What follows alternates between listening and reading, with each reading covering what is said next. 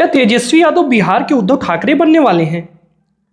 क्योंकि जो पिछले कुछ दिनों से चुनाव परिणाम आने के बाद जो घटनाक्रम है वो कुछ इसी ओर इशारा कर रहे हैं। क्योंकि चुनाव के पहले तेज प्रताप के कुछ सोशल मीडिया पोस्ट वायरल होते हैं, जिसके बाद उनके ऊपर लालू यादव कार्रवाई करते हैं, उनको परिवार से निकाल देते हैं और तेज प्रताप यादव नई पार्टी का ऐलान करते हैं, जनशक्ति जनता दल बनाते हैं और वो कुछ सीटों पर चुनाव लड़ते हैं। और ऐसा माना जा रहा था कि चुनाव के पहले जिस महुआ सीट से वो लड़ रहे हैं उस पर आरजेडी अपना प्रत्याशी नहीं उतारेगी, लेकिन आरजेडी ने ना सिर्फ प्रत्याशी अपना उतारा बल्कि तेजस्वी यादव ने उनके खिलाफ जाके प्रचार भी किया और आरजेडी के प्रत्याशी के लिए वोट भी मांगा, जो कि तेज प्रताप यादव को काफ़ी नागवार गुजरा और उन्होंने भी राघोपुर में उनके खिलाफ प्रत्याशी उतारा। हालांकि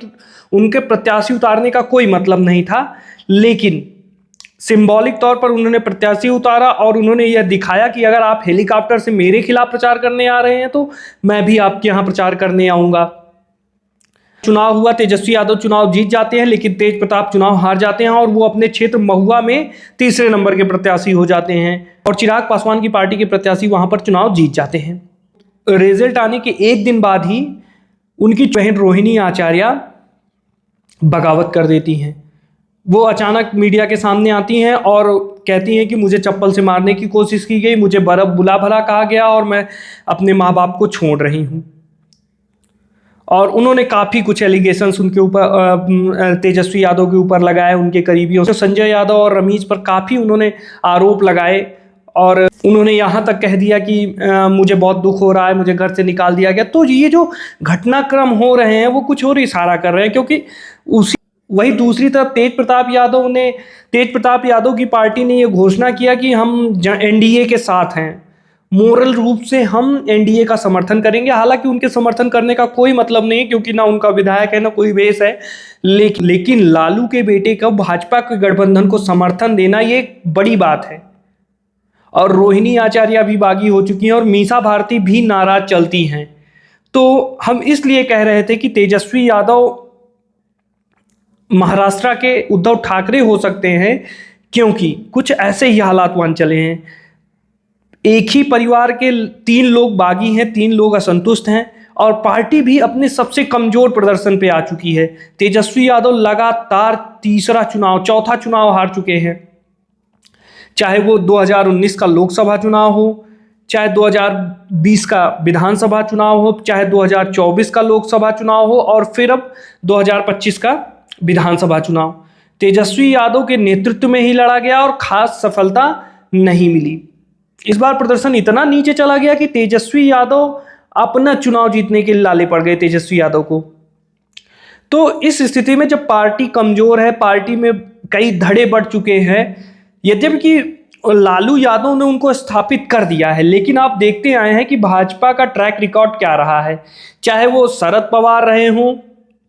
चाहे वो महाराष्ट्र में उद्धव ठाकरे रहे हों, चाहे उत्तर प्रदेश में कई सपा के सहयोगी दल रहे हों, सबको भाजपा ने कैसे तोड़ा है। चिराग पासवान एक समय भाजपा को आंख दिखाते थे, हालांकि वो भाजपा के साथ तो रहे, लेकिन उनकी पार्टी टूट गई, उनके सारे सांसद चले गए और उनके चाचा मंत्री बन गए। तो अब मूल प्रश्न यही बनता है कि कितने दिन तक तेजस्वी अपनी पार्टी बचा पाएंगे, क्योंकि तेजस्वी यादव के पास अब विधायकों की संख्या बहुत कम हो गई है। और जब एक बार पार्टी क्लेम करने के लिए तेज प्रताप यादव या मीसा भारती या रोहिणी आचार्य मिलकर क्लेम करने की बारी आएगी, जहां चुनाव आयोग का रोल आएगा, तब तो फिर जिसके साथ बीजेपी है उसका पलड़ा भारी पड़ेगा। और फिर विधायक भी जब देखते हैं कि सत्ता किसके हाथों में आ सकती है, पार्टी किसके हाथों में आ सकती है, तो आपने देखा है कि महाराष्ट्र में शिवसेना जैसी पार्टी, जिसके कैडर को सबसे वायलेंट माना जाता था कि अगर शिवसेना में कोई बगावत करेगा तो वो वापस मुंबई नहीं आ पाएगा, लेकिन आपने देखा कि एकनाथ शिंदे कैसे